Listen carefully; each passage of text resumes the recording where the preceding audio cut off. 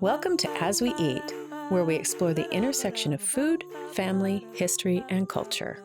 We think there's something magical that happens when people get together and share food. Conversations seem to happen a little more naturally. We talk about our commonalities and our differences. We share stories, memories, and recipes. And we'll use food to take a journey that explores our human experience. Share some fun facts and some that aren't so fun. Talk about food history and how food connects and defines us. So if you've ever eaten, prepared, or shared food, then this podcast probably has something for you.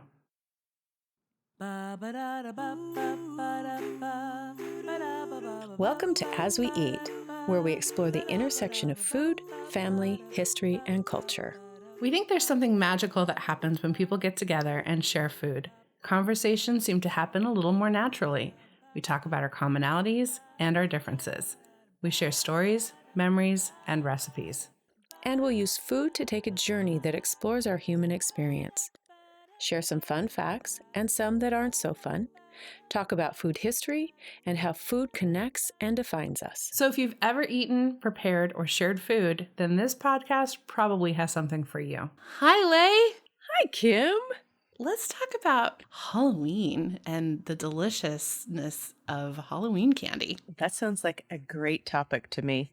Right? I wanted to actually maybe start talking a little bit about trick-or-treating, if you don't mind. I think that's a great idea. I think it's a great place to start. I learned a whole bunch about trick-or-treating. It had origins in Scottish and Irish mumming or guising, where groups of kids in disguises went around to houses. They sang songs and begged for soul cakes or apples or money or really any other treat that the house owner would spare. The earliest known occurrence of guising in North America around 1911, and a newspaper in Kingston, Ontario, Canada reported on groups of children going around guising around the neighborhood. So props to Canada. There are other references to that ritual of guising come to us from 1915 and 1920, but the phrase trick or treat really seemed to only appear in print for the first time in 1927 in Blackie, Alberta.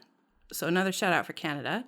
And then later in the United States, 1932, and by 1939, it appeared in national media.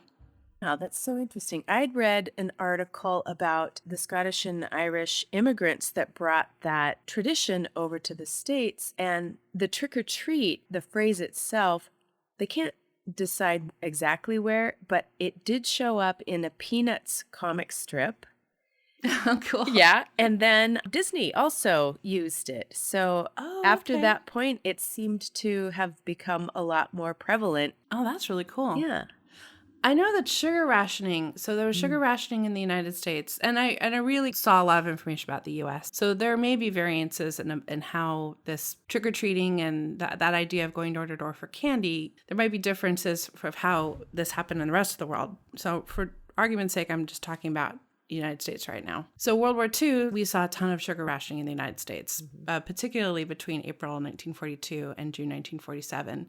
But interestingly enough, right after the war, the idea of trick-or-treating seemed to be reintroduced by children's media, so magazines, books, cartoons, family TV shows, and it was firmly re-entrenched as a cultural tradition by 1952, which is really modern when you think about it. I didn't realize that it was such a modern tradition in the U.S. I mean, 52 feels like a long time ago, but at the same time, it's not really when you think of the entire history of the world, and then the entire history of Halloween as well. Exactly. Yeah, no, I thought that was very interesting as well. I'd seen 30s, 40s, but then 50s is when it became very popular. And it was during the 50s that the candy manufacturers started to really embrace this. And before that, it was a lot of homemade candies like cookies and cakes and nuts, coins even, and toys that were given during Halloween. But then in the 50s, when the manufacturers started to produce candies that were a lot more economical, that really started to become a thing. And then in the 70s is when the whole pre-manufactured, packaged, pre-wrapped candy really became embraced by the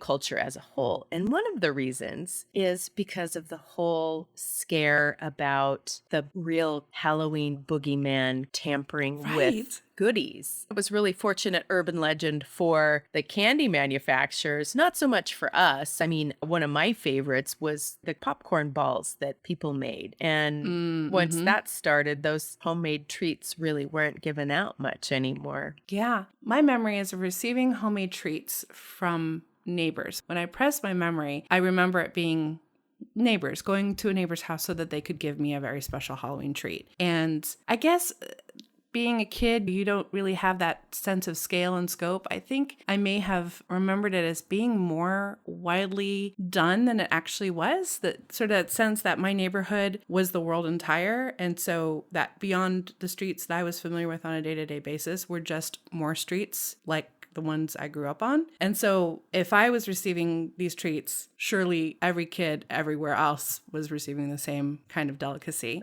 Right. But it may not actually have happened that way. I do remember plenty of poison candy, poison apple scares, especially I would say in the late 80s. And what was interesting was, and I hadn't realized, was that these myths, they date back to the 60s. And they are in a way predicated on some real life things. There was a case of a dentist who handed out a bunch of poison candy, but it is actually way more myth than it is reality. This idea that people will fully poison candy or put razor blades in apples to hurt kids. Right. Yeah. It's just not a thing.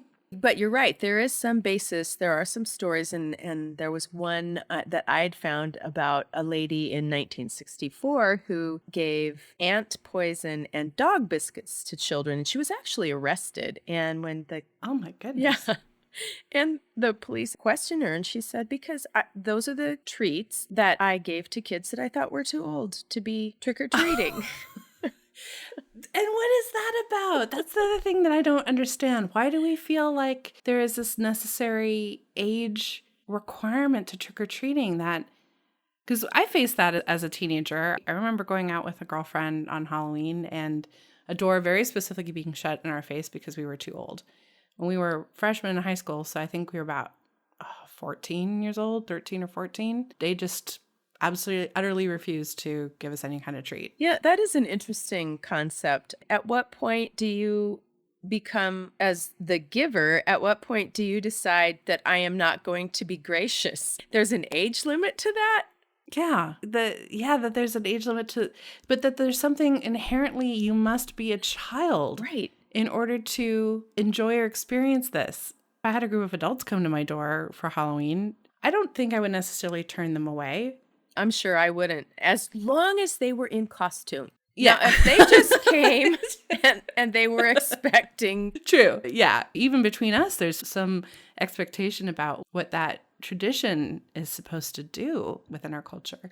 Yeah. I'm not sure how we would fill in that blank, even as long as they weren't there to take advantage of our generosity or weren't there to cause mischief. That would definitely be, right. I would be very concerned about a group of adults to my doorstep unannounced, not in costume. But yeah, it's odd. That's an odd one. And then UNICEF has a campaign on Halloween. They encourage kids to request and receive donations to UNICEF to fund things that they do with immunizations and healthcare and nutrition. And they do a lot of work all over the world. But I didn't realize that fundraising campaign dates back to 1953. I do remember receiving pennies meant for UNICEF, although I didn't really know what they were for, and also very confused as to why somebody would be giving me like basically 5 pennies. That fundraising campaign is still a thing that UNICEF does. Do you remember UNICEF being a big part of Halloween when you were? No, this is the first I've ever heard of it. Yeah, it was confusing to me too,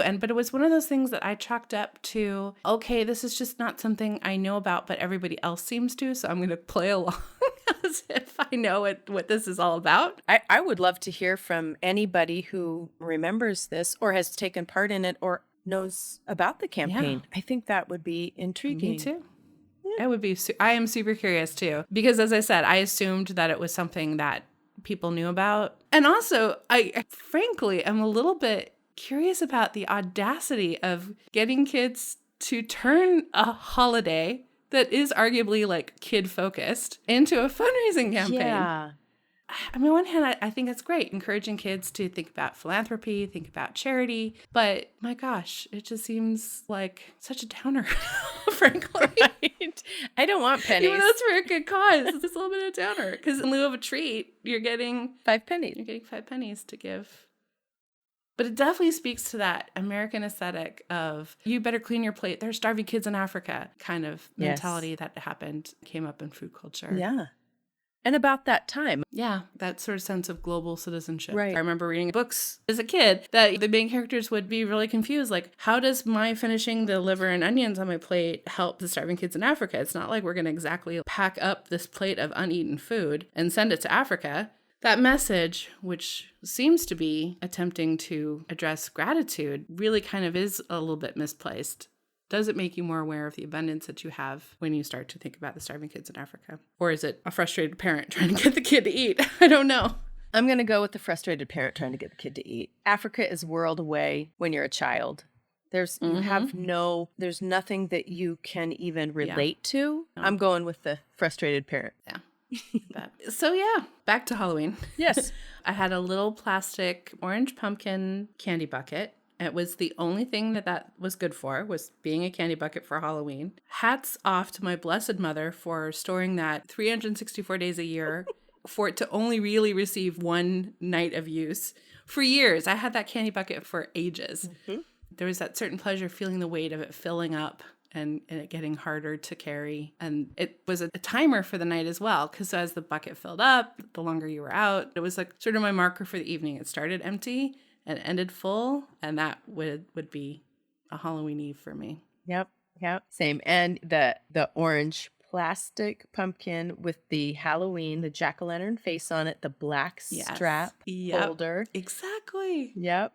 Although mine actually sat on the top of the refrigerator, mostly filled with candy from the Halloween before. I wasn't a big candy eater. My sister, however, loved candies, and mostly her Halloween bucket had Matchbox cars in it. So she would dump those out on Halloween and we would go trick-or-treating. I love that she had Matchbox stuff. I wanted it as a kid. I don't actually have any kind of affinity for cars, but man, those Matchbox commercials made them look so much fun. Right? They looked like a ton of fun. Yep, they were. We had so much fun with those cars. Oh, I bet. Yeah. When we came home from trick-or-treating, my first best friend's dad was a cop, and we would have to take our buckets over to their house and dump them out, and he would go through them to make sure they weren't poisoned, going back to the concern about being poisoned. Yeah. Yeah. You know, when we thought, oh my goodness, this is so important, this ritual of having Kenny go through our candies to make sure we don't get sick and die, or bite into an apple that has a razor in it or a needle. Mm-hmm. Yeah. He never took any of the yucky candies. He always took the best candies. the ones most likely to be suspicious. Exactly. We did a lot of trading. I didn't grow up with siblings in the house necessarily. So the fact that my memory of Halloween involves so many other kids is actually kind of interesting. I know that we did a lot with friends' kids. I think my mom had a lot of friends who were also single moms. And so I'm sure that it was a relief for them to like basically have all their kids together one place, one time. Might free them up to go to parties and things. It's those things as a kid you don't really register what's happening in an adult world. I also don't have a strong memory of other adults really being around. We must have had somebody escort us around for safety, but I actually just don't have a memory of that happening. But I do remember trading. The culmination of the evening was about dumping out the candy, but in individual piles so that no one accidentally gave candy to somebody else. And starting to do these stakes on, I'll trade 2 Smarties for your lollipop. And certain candies obviously were favored and not to be traded. So I would never, ever trade my peanut butter cups. As I've said, they're probably my all-time favorite Halloween candy. But there were others I didn't feel quite so strong about that others did. So yeah, it was early childhood commerce. the idea that some things had more value to you than to somebody else and vice versa. And learning early negotiation techniques. It was pretty funny. One of my all-time favorite candies, I'm just going to launch into it, especially related to Halloween, is candy corn.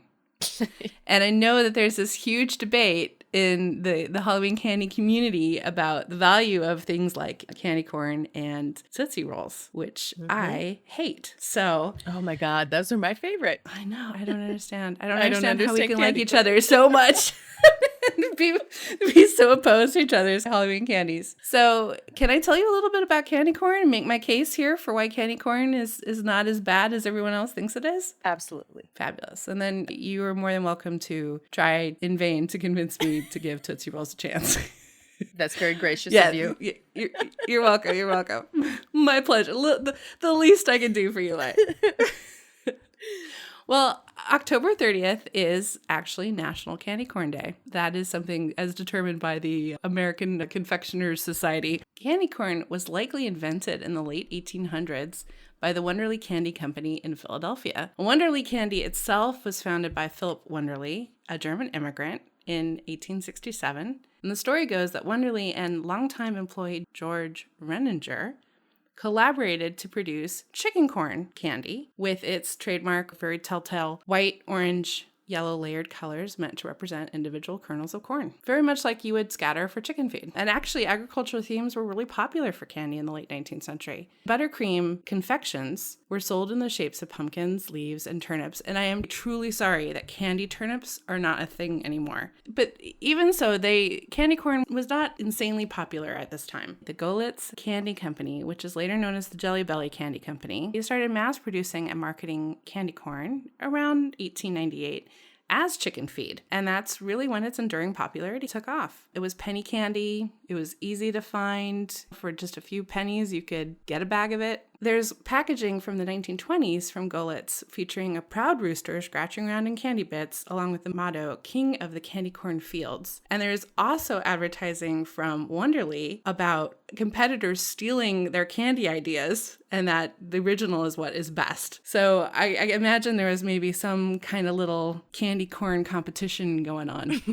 In the early 1900s. Incidentally, what I found out when I was looking into this was that the Goulitz Candy Factory suffered a catastrophic factory fire in 1950, and luckily all the employees escaped unscathed, but there was a tragic candy corn shortage that year. And the fact that made media and is an enduring memory, I think demonstrates how important candy corn actually is to the United States.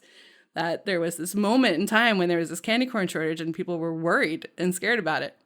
Wow. Right? Yeah. The chicken part of the moniker, that name association eventually gave way to a more simple candy corn. I like to think that that name change came about because, and this is probably not the case, but it's fun to imagine that people were worried about folks feeding candy corn to chickens, or just the fact that, you're eating something that the chickens are eating, right, being not so fun. Corn was not a popular food. At the turn of the century, it was still considered very farm-based stuff that animals eat. Silage. Not a big part of our diets. Mm-hmm. Yeah. So the candy corn recipe really hasn't changed much since it was first invented. It's fairly simply composed of a slurry of corn syrup, sugar, and water. Fondant, it was later added for texture, and marshmallow for flavor. It was made by hand as workers poured the slurry from hot 45-pound kettles into inverted triangle molds 3 times.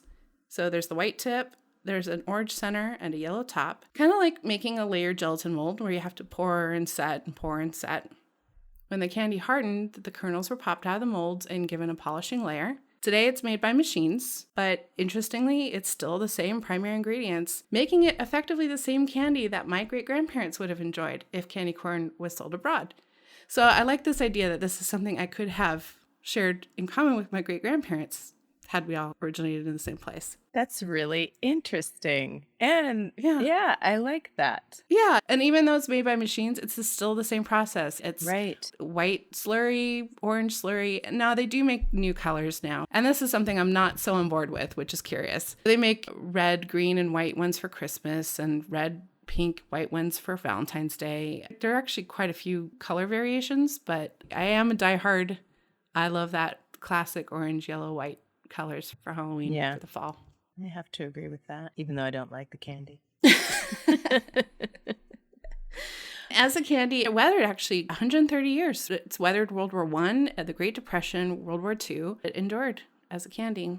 And although trick-or-treating was already a tradition, candy corn did become a staple Halloween candy, probably because of its associations with harvest, the fact that it looks like a kernel of corn, and it's got Halloween-friendly colors. And even though so many people say they hate it, its largest candy manufacturer, Brax, produces 7 billion pieces of candy corn a year. And there are all kinds of recipes that mimic or incorporate that iconic candy corn color, flavor into cocktails, cookies, donuts, fudge, fruit parfaits. The list goes on. If you Google candy corn recipes, it's endless. What I find noble about candy corn is that it's really a North American food. It's created by immigrants, reflecting a major food icon in North America, corn, which now is a staple we enjoy in a myriad of ways. Raw, boiled, grilled, roasted, baked, popped. And of course, corn is the origin of cornstarch, cornmeal, corn syrup, corn oil, and dextrose. Anyway, this is why I heart candy corn by Kim Baker. Those are all very, very strong, valid points. Valid. So, haven't changed your mind though, have I? No, absolutely not. Okay. Haven't changed my mind. Well, so tell me, please do tell me. I really actually want to hear about Tootsie Rolls because I think I've heard that they've got an unusual origin as well. They do. And when you talk about immigrants coming to the States and creating something, this story is very similar to that. The Tootsie Roll was invented by an Austrian Jewish immigrant named Leo Hirschfeld. And he actually did patent the whole recipe and the process of this. His father was a candy maker as well. So he took up that veil and started making candy here in the States, actually in Brooklyn. And he named the Tootsie Roll after his daughter Clara, whose nickname was Tootsie. Aww. I love that part. That's sweet. He actually came to a very sad end, however. He was the vice president of the company, the Sweets Company of America, and he was fired. The story is a little vague. He either resigned or he was fired. And on January 14th in 1922, he shot himself in a hotel in Manhattan, and he left a note that said, "Sorry, but could not help it." Oh. Yeah. So that was a sad thing. So see, that's heartbreaking. Yeah, tugging on the strings right now, the heart. Yes, you are. I'm like, oh, maybe I have to rethink this Tootsie Roll thing. Keep going. And then in 1935, the company actually was in some serious financial difficulty. And there was a supplier of the boxes that wrap around the log. That was the original, the Tootsie Roll log that was broken into the little parts. And because this was the main customer of this supplier, the paper box supplier, Joseph Rubin and Sons of Brooklyn, they decided that they were going to acquire it because otherwise their business would, if they lost this account, their business would fail. So they acquired the company. One of the things that I love about the Tootsie Roll story, and this is from the company's website, the original recipe calls for the inclusion of the previous day's batch. So essentially, every Tootsie Roll that you have goes back to that very first recipe that Leo Hirschfeld produced, which I think is so amazing. And fun fact, when we're talking about how many candy corns are made a year, there are 64 million Tootsie Rolls made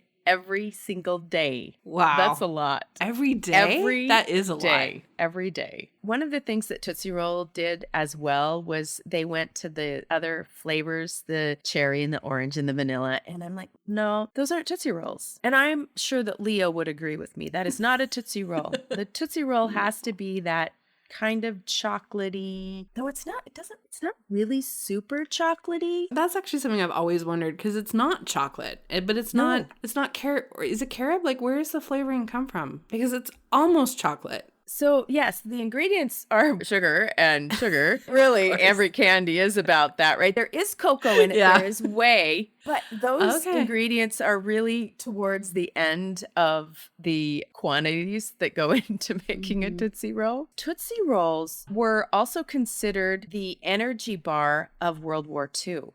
And there were a lot of really cool campaign posters about using Tootsie Rolls to help keep the troops' energy up. It was really interesting to look at the patriotic advertisements for Tootsie Rolls during both world wars, actually, because it started in 1908. There was the advertisements for when the boys came home that they deserved this treat. And then in World War II, like I said, they were used to help with the energy for that troops. And because they didn't melt and they were individually wrapped and they had this chocolatey taste. I had heard that they were included in soldier rations because of their non-meltability, the fact that they could go around the world and sit for a while if needed, that they didn't spoil, which made them a big advantageous part of including them. And it's one of the big reasons that the company, like you said, the other companies when they were being rationed, a lot of the confectionery companies shut down. This one did not, because they had a government contract to supply. So in the middle of this sugar ration, the sugar's going to Tootsie Rolls for the development and manufacture of Tootsie Rolls. Exactly. I wish I could be a fly on the wall for that conversation about gaining that contract and that ability to have access to sugar that way at that time for that purpose. A very interesting conversation. From the company side, how are we going to approach the government to tell them that this is what they need to send, like you said, in the messes to keep the energy of these troops up? We're going to have to do a whole thing on military food. Right. Like astronaut ice cream and Tang. And all those things that were developed for basically this purpose. Yeah. You know, how can we maximize nutrition in a way that doesn't spoil, is fairly universally flavored so that generally folks like it. Although, the almost chocolate taste of a Tootsie Roll is what drives me crazy. The fact that it's not actually chocolate, that's almost chocolate, drives me nuts. That's funny. That's the part that I love the most, because I know it's not chocolate. I'm not expecting it to be chocolate. It's a Tootsie Roll. Yeah, somehow I was always cruelly let down. It quickly became the candy that I would get to last. Wow. I think I'd go through Smarties before I would go through. Incidentally, so I polled my friends, and I'm not meaning to interrupt you about Tootsie Rolls, but I did do some polls of friends to kind of find out what folks' favorite were. And a lot of people did say Tootsie Rolls, although with a caveat that they liked Tootsie Roll Pops or the fruit-flavored Tootsie Rolls. So the fact that the makers of Tootsie Rolls have been able to diversify clearly has helped the brand out. And yes, Tootsie Rolls, I will confess, Tootsie Rolls beat out candy corn in my poll. 82 votes for Team Tootsie Roll and 41, so literally half. Exactly half. Wow. Voted for Team Candy Corn. But back to Tootsie Roll, and you even brought this up, was the Tootsie Pop. It's amazing, it's delicious, and it's wonderful. But the commercials for the Tootsie Pop have to be some of the best commercials that have ever been made. Ever. They were so clever. Even for someone like me who, admittedly not a Tootsie Roll fan, I thought those commercials were adorable. And the one I'm thinking of in particular is the owl. Mr. Owl, how many licks does it take to get to the center of a Tootsie Roll Tootsie Pop? And the answer is 3. And then there was the snapping turtle. I forgot about the snapping turtle. Yep. And they also have another. They have the jingle. Everything I see turns into a Tootsie Roll. Oh, yeah. Yeah, I remember that one now, too. And that is why I think that the Tootsie Roll should win. That's fair. You make good points. So what were some of your favorite factoids or takeaways from our conversation? I think one of my big takeaways for today is learning a little bit more about how candy is more than just a fun treat. That it's played actually a really important role in our lives in keeping our soldiers alive, helping people go on expeditions. I really had no idea about Tootsie Rolls, not just being a treat, but actually having a purpose. Yeah. What about you, Leigh? What have you learned today? I feel the same way. And I think that you dig into the candy jar and you grab a piece of candy and you pop it in your mouth and you enjoy it. But the thing that I loved about both of our stories is that there's a tradition, and there was a person that was behind making this treat. And I love the stories, and especially for the Tootsie Roll, the fact that you feel like there's an original piece of that candy in every one of the candies that has subsequently been produced. That was actually a fabulous point. That kind of, because it's a little bit like sourdough that way, where it's a progenitor, or the Olympic flame where, kind of endures over time. And I think for both of the candies that we talked about, that endurance and the memories that are attached to both of them, I think is really amazing to hear and to listen to and to contemplate. Yeah. How these humble foods have really sustained us over decades. Yeah. It's really, it makes you think of the other foods that we eat that we maybe take for granted. Yeah. And these are the things we learn as we eat. My favorite Halloween candy that I remember when I was growing up was Abba Zaba. My favorite Halloween candy is clearly, and I can't imagine a better candy, frankly, the Reese's Peanut Butter Cup. The candy I remembered loving as a kid is the Tootsie Roll. My favorite Halloween candy is candy corn. My favorite Halloween candy may have to be a Mary Jane. For more information about today's episode, check out our website at asweeat.com. Follow us on Instagram at asweeat and join our new As We Eat community on Facebook.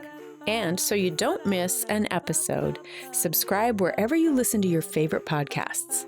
It would make us super happy if you would share this with a friend and review it and rate it. 5 stars, please. And one more thing, we'll be publishing the As We Eat Journal, a companion publication to the podcast. We'll take you behind the scenes, dig deeper into food lore and history, share recipes and amazing photos, and so much more. Make sure to sign up on the website for updates. Oh, and one more thing.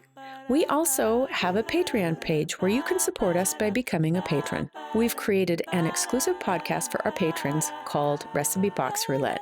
We think you're really going to love it. You've been listening to As We Eat, a multimedia project recorded and produced by Leigh Olson and Kim Baker.